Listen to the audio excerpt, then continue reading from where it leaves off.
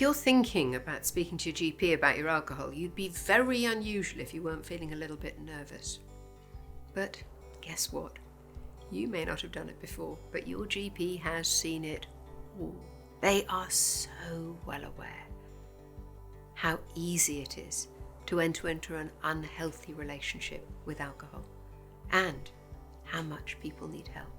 In fact, they'll be delighted that you have sought help, because that's the first step to overcoming any problems you might have. If you're struggling to keep your drinking to safe levels within the low-risk guidelines, if alcohol is having any impact on your relationship, on your ability to function, on your ability to work, of course, you should be seeking help. And very often, the first place to do that will be your GP.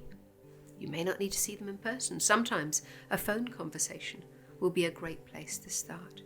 You do not have to tell the receptionist what the appointment is for. You may have to submit a form to say that you want to talk about your general health, but that's fine. Your GP may get you to fill out a questionnaire. They'll ask you some questions about your drinking patterns, about your habits, and about the impact that it's having on your life. They may examine you. They may want to take some blood tests. And where they go next will very much depend on what you tell them. If they think that there's a real risk that you may be dependent, they may recommend that you speak to somebody else, to a specialist team.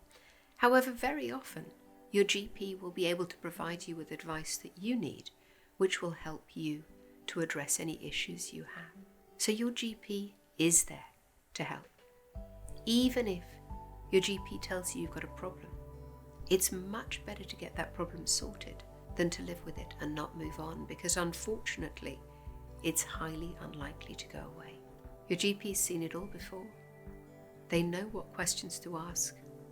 They know how difficult it is to get out of this alone, and they are there to help.